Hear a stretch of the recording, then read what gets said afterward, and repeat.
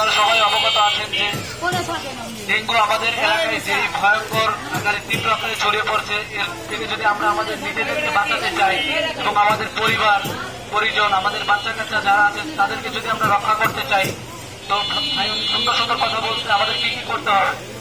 সবার আগে আমাদের যে বাসা বাড়ির আমাদের নিজেদের থেকেই সতর্ক হইতে হবে।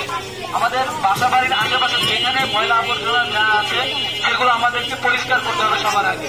এবং আমাদের বাড়ির আশেপাশে যেখানেই আমরা দেখবো ময়লা পানি জমে আছে, 3-4 দিন থেকে আপনারা মনে রাখবেন 3-4 দিন যদি কোথাও কোনো পানি জমে থাকে সেখানে এরকম মজা বিস্তার লাভ শুরু করে। তো আমরা যদি কোথাও এরকম দেখি পানি জমে আছে আমাদের বাসার আশেপাশে বসত বাড়ি, যেমন ধরেন বিভিন্ন টায়ার, যে কোনো পাত্র, ডাবের খোঁচা, যেখানেই পানি জমে থাকবে না কেন আমরা সেই পানিগুলো ফেলে দিব এবং কোথাও আমরা পানি জমতে দিব না। এবং যেখানেই আমরা দেখবো ময়লা আবর্জনা সেগুলো আমরা অতি দ্রুত পরিষ্কার করে ফেলবো এবং আমাদের ময়লা আবর্জনা ফেলার যে নির্ধারিত স্থান আমাদের আছে আমরা সেখানে নির্ধারিত স্থানে ময়লা ফেলবো।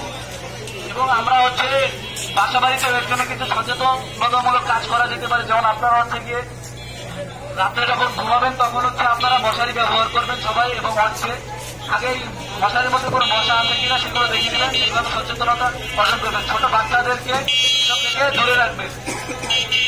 ধন্যবাদ।